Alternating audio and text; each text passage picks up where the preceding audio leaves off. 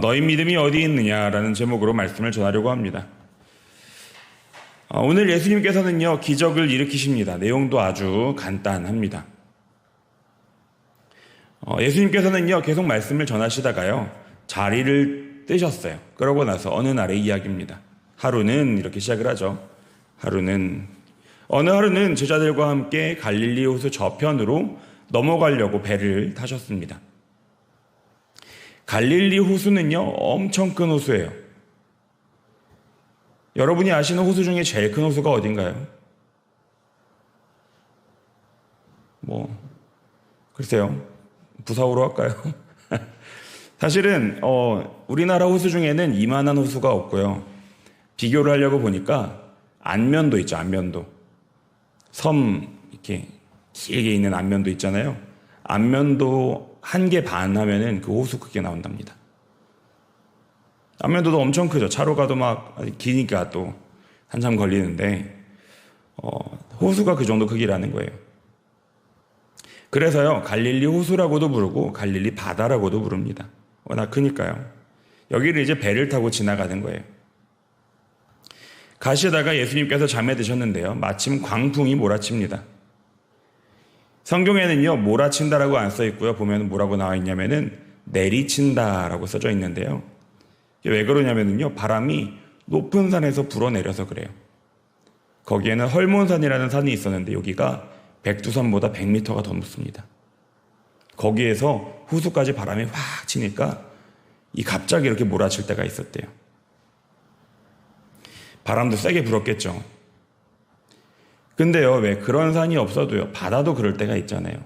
제가 바다에 많이 나가본 건 아닙니다만은 갑자기 막 바람이 몰아칠 때가 있지 않습니까?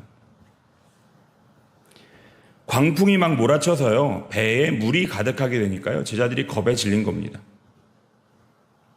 겁에 질릴만 하죠. 제자들이 가만히 있었겠어요. 물도 퍼내고 막 열심히 해봤겠죠. 근데도 배에 물이 가득 차니까 겁에 질렸어요. 제자들이 예수께 나와서 예수님을 깨웁니다. 깨웠다는 건 뭐예요? 그 전에 주무시고 계셨다는 거예요. 그 상황 중에 예수님은 주무셨다라는 겁니다. 맘 편하게 주무시고 계셨다. 예수님께서 일어나셔서 제자들이 하는 말을 들어보니까 우리가 죽게 생겼다, 이렇게 말씀을 드리는 겁니다. 그래서 예수님께서 바람과 물결을 꾸짖으시니까 잔잔해졌다. 이게 오늘의 기적입니다.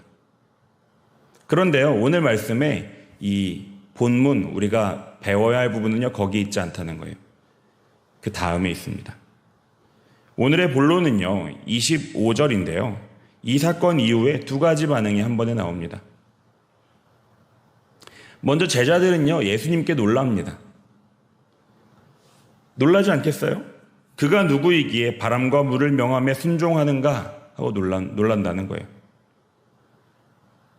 근데 예수님께서 뭐라고 하시냐면요, 너희가 놀랐느냐 이러지 않고 너희 믿음이 어디 있느냐 하고 물어보신다는 겁니다. 하나는 너무가 이해가 되는 반응이고 하나는 이해가 잘 되지 않는 반응이에요. 생각해 보세요. 바람과 물이 순종하는 사람이 누군지 궁금하지 않겠습니까? 당장에요, 지금 배 타고 막 앞바다 나가서 막 고생을 하는데 누가 다른 능력 하나도 없어요. 근데 그거 하나만 있는 거예요. 바람과 물을 명해서 잔잔하게 하는 능력이 있다. 만약에 어떤 사람이 그런 능력을 갖고 있다 그러면 궁금하지 않겠습니까? 당장에 TV라도 나오겠죠. 엄청난 사람이니까요. 그래서요, 예수님을 놀라워하는 이런 반응은 이해가 된다는 거예요. 우리 입장에서. 그죠? 바람이 불다가 멈춰 하면 멈춰요. 불러라 하면 불어요. 대단하죠. 근데 하나는 이해가 안 됩니다.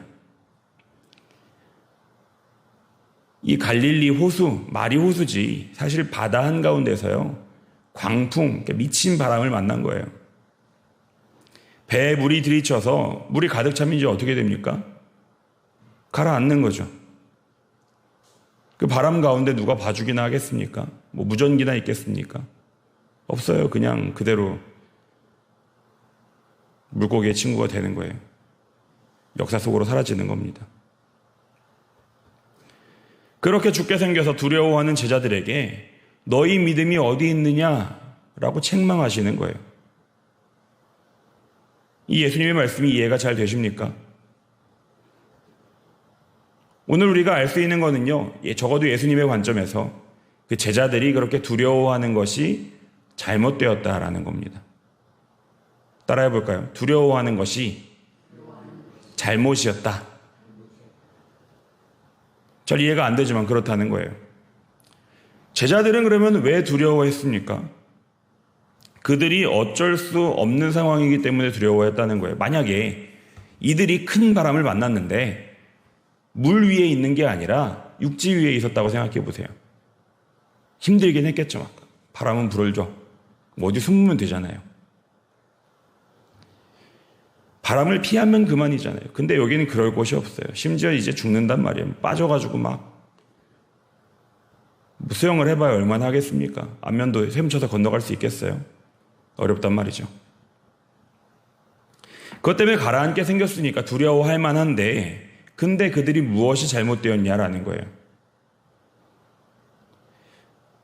우리가요, 이 오해하기 쉬운 게요, 이 제자들이 오늘 예수님께서 너희 믿음이 어디 있느냐 이렇게 말씀하시는 거 보니까 제자들도 이런 기적을 일으킬 수 있지 않나 뭐 이런 생각도 할 수 있습니다만은 다른 평행 본문들을 보면 좀 더 명확하게 나와 있습니다. 한 말씀을 더 하시는데요, 더 적혀 있는데 어찌하여 무서워하느냐라고 콕 집어서 말씀하신다는 거예요.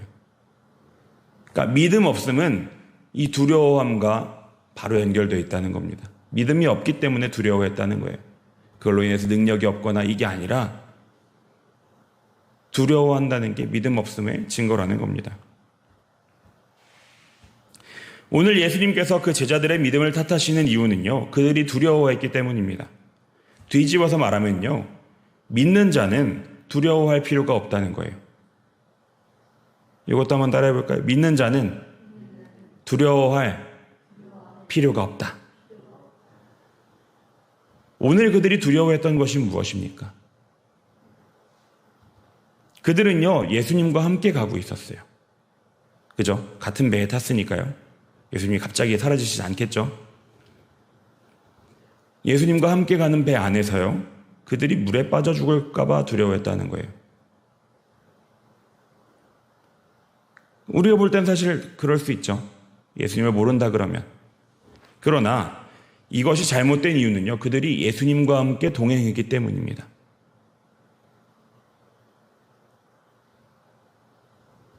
하나님의 뜻과 함께 있었다는 거예요. 저번 주 수요일 날 말씀드렸죠. 저번 수요일 날. 하나님과 함께 동행할 때 우리는 참된 복 가운데 거하고 있다라고 말씀드렸습니다. 하나님의 뜻과 함께 있는 그들은요, 그걸 두려워할 필요가 없었다는 거예요.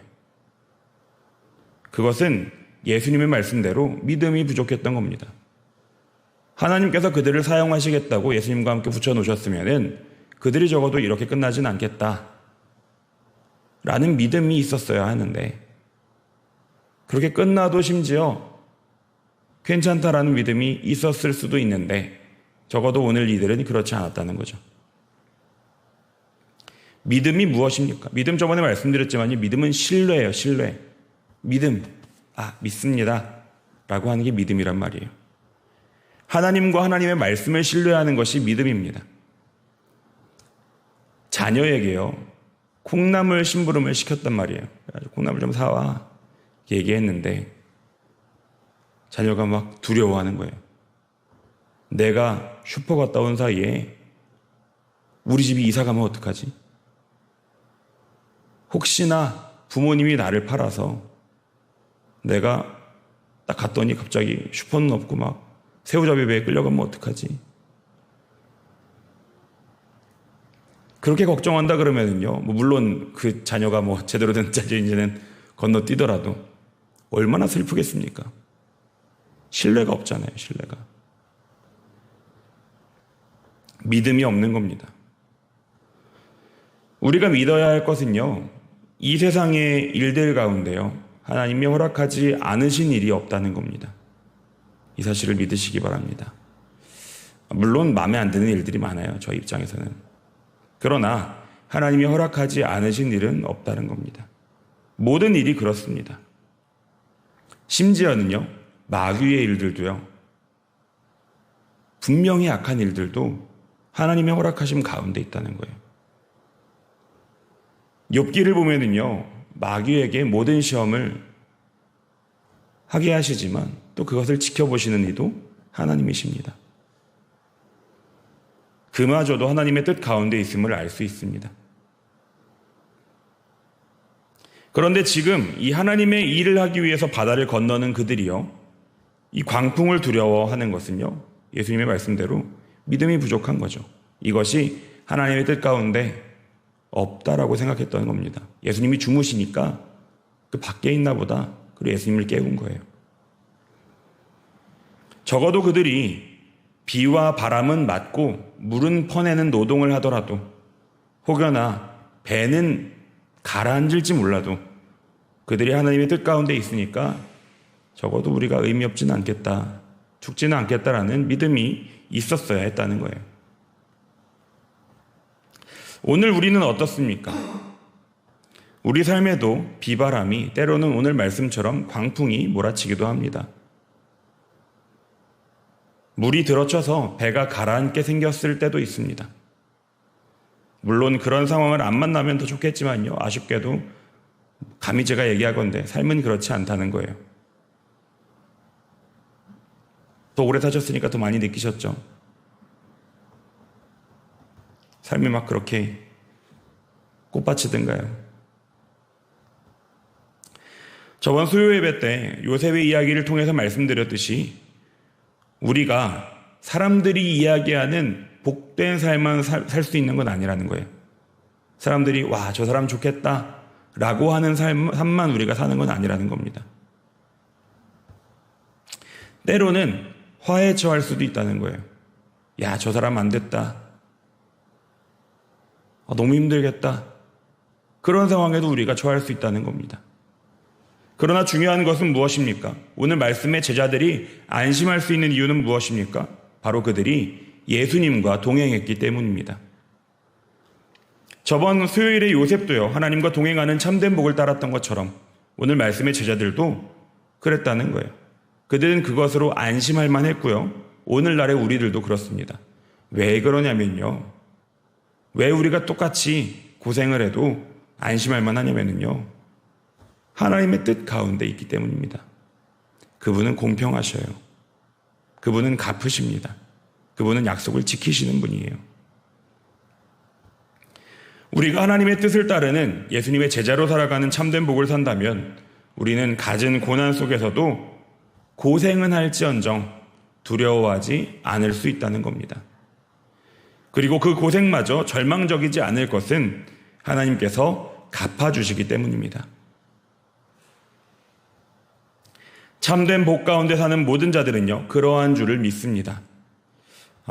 말씀을 마무리하려고 합니다. 오늘 우리가 복 가운데 있다고 할 때, 주님과 동행한다고 할 때 우리의 그런 위기들도 주님께서 갚아주실 줄을 믿으시기 바랍니다. 주님을 믿는 믿음으로 담대히 살아가시는 우리 모두에게 그러한 참된 복이 함께하기를 주님의 이름으로 축원합니다. 기도하겠습니다.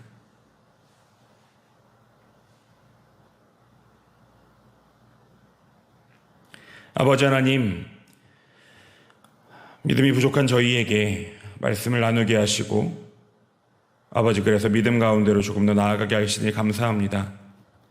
아버지, 저희가 그 광풍 가운데 있을 때 저희라고 그들처럼 그렇게 하지 않을 수 있을지 아버지 아직은 잘 모르겠습니다.